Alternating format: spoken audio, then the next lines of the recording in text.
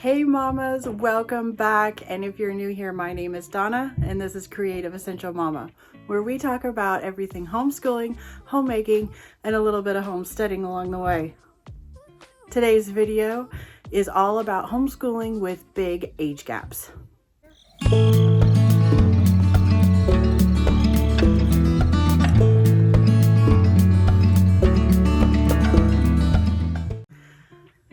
So homeschooling with big age gaps, that can be quite difficult and quite a challenge, right? So if you have kids that are spread apart and you're wondering how to best homeschool it, or you need some ideas because it's really getting hard, well, I hope that this video is going to help you. So I have 3 kids now.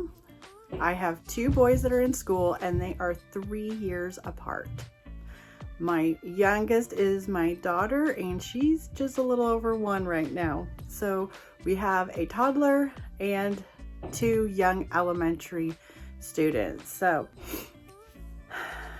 it's a bit of a challenge. It can be, but with a few tricks, we will see if we can make it less of a challenge and really help our kids learn. Hey, if you have a toddler that is making it difficult to do school with your older kids, try making a couple of different kinds of bins. So if you have a bin with some toys that they only get when you are doing school with your other older kids, then that'll be a special toy. They won't be bored and all of that. Another bin idea is a sensory bin that they could play with, something that's not too messy because you don't want to have a huge mess to clean up because you're not going to be right there with them. So, and they only get that when you're doing school with your older kids. Another bin, if you have slightly older toddlers, they're not quite doing school yet, but they can or enjoy coloring or drawing or something, you can put a pad of paper or coloring books and crayons or colored pencils and in a bin, and then they have access to that only during school time. So those coloring books and those pens or crayons and stuff are specifically for when you're doing school with older kids. Another trick is to also, for toddlers, put them in their high chair. If you're doing school at the dining room table, their high chair is probably going to be right there. So if it's especially they're getting cranky, it's getting close to either lunchtime or maybe they just need a snack, sometimes giving them a healthy snack to keep them occupied and keep them happy while you are working with one of your older kids. And lastly, for toddlers, when you have a toddler, is utilizing their nap time. If you really focus on, as soon as you get your toddler down for nap, you've got probably about an hour and a half to 2 hours, depending on the toddler, to really sit down, and then that could be your focus time where you really need to focus and not be interrupted with one of those children or a couple of them. You might be able to get a couple of subjects taken care of at that point. Now, your older kids have big age gaps and they're both in school. Like, for example, my 2 are 3 years apart. So they don't do hardly anything the same because my youngest isn't quite ready for a lot. And I apologize for all of the thumping. If you can hear that, hopefully the mic is kind of blending that out, but I will apologize. I can't really do much about it. My kids are upstairs right above my head and they're playing, they're being boys and having fun. And of course they're playing with their little sister. So toys are getting dropped and they're thumping around. So sorry, hopefully that doesn't come through too loud and you can still focus on what we're talking about. And so, but anyway, when you are homeschooling bigger age gaps like that, where you can't really do them together, like my oldest has history and science, and his history and science is just, it's over my younger son's head. It's not at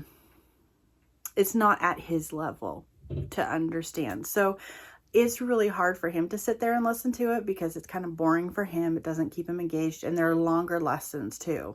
Okay, so how do you work with that when you have the big age gaps? So with younger kids, when you're talking, especially if you're talking preschool, or I didn't start my boys until kindergarten because they're boys and they're active, and they're just not ready to sit down and do any school until kindergarten. So kindergarten and first grade, just stick with the basics, math and phonics, or math and English, whichever way your curriculum works. Doing as few subjects, especially with your younger kids anyway, they are not going to have a long attention span and focus at that point anyway. So you're going to want to have a short school day. So 2 subjects, that's really all they need at that age. Another thing is picking a curriculum that is open and go. So what we really like and enjoy, most of our curriculum, I've now kind of transitioned over to master books because it's open and go. There is very little to no prep work at all for each lesson, especially if you're talking math and phonics or their English. You open the book, and for the older students, as soon as they're reading pretty well, it's actually designed for the student to read it themselves and do the work in their workbook. So there is extra stuff in the teacher's manuals that can help if you have the time to add to it. And I do that sometimes when we do have the time, but you don't have to. They can still get everything that they need out of just their workbook without any of the extras.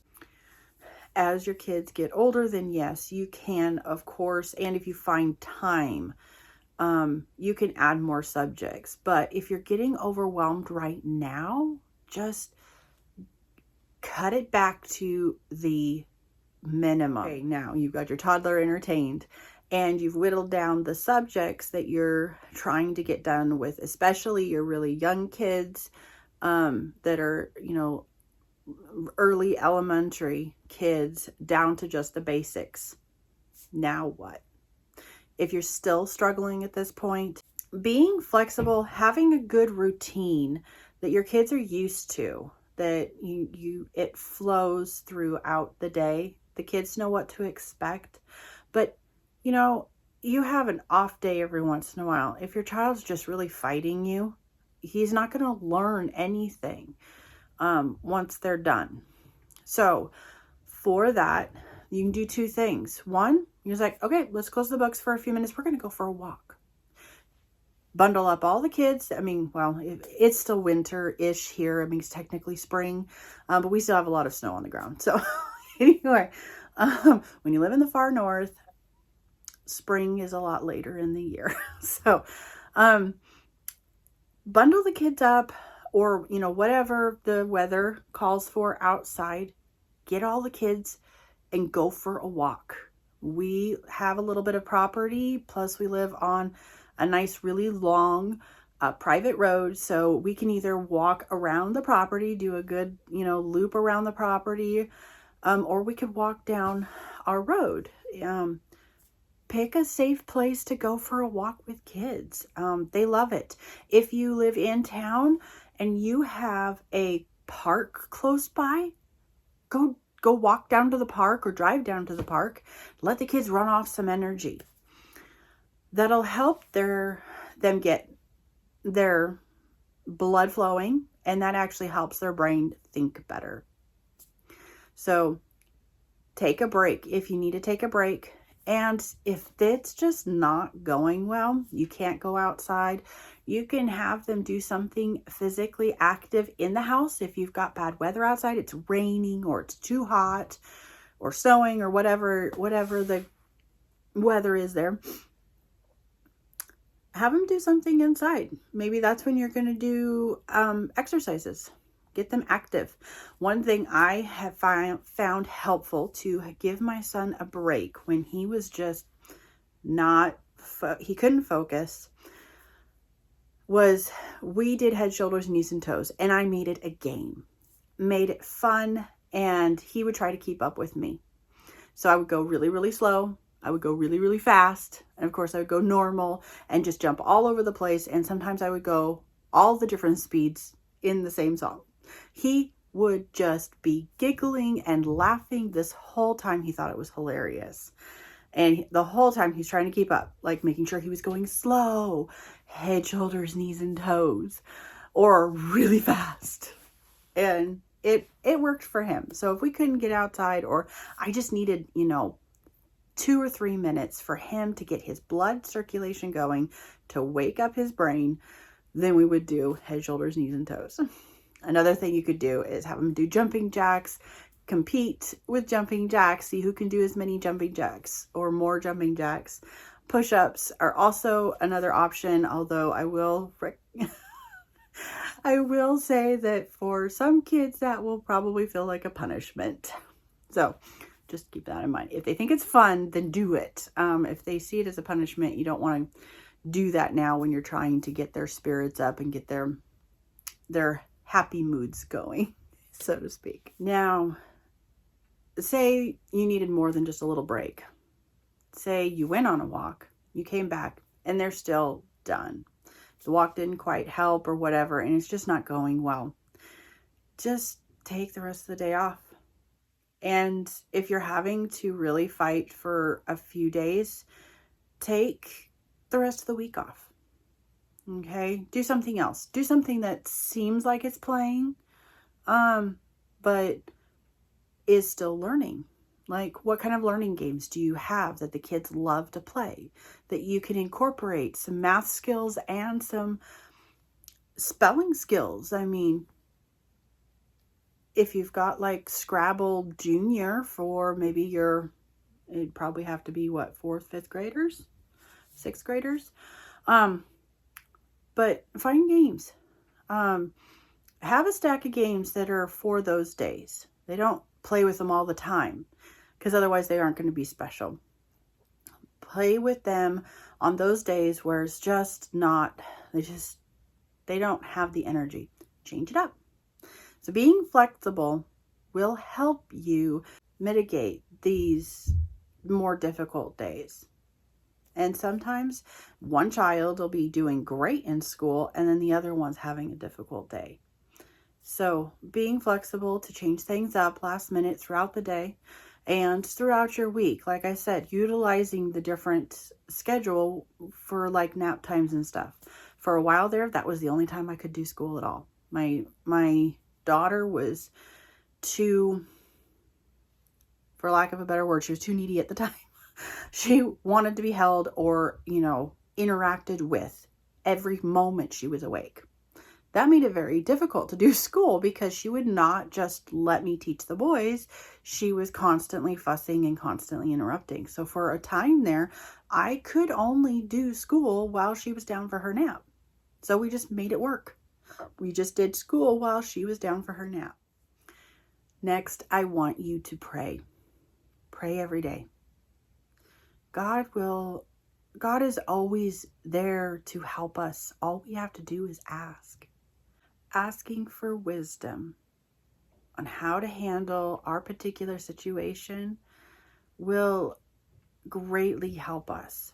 And praying every day and making sure we have our own private or our own quiet time with God every morning or whenever you can squeeze it in, because I know not everybody can do it first thing in the morning. Whatever time you can,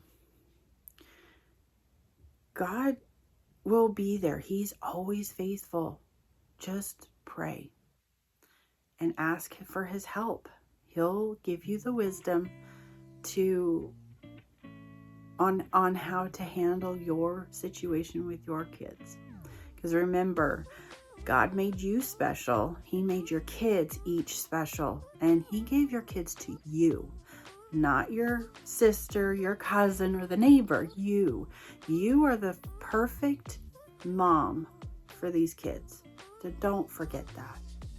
You are specially designed by God to raise these kids up in God's word. And He's going to give you all the tools. He's not just going to leave you high and dry. He's there for you. So pray, okay? And lastly, and very importantly, maybe not quite as important as praying, but important, don't give up. Your kids love their mama. You love you love your kids. And God loves all of you. He put your family together very specifically for a reason. You guys are all the right people for your family.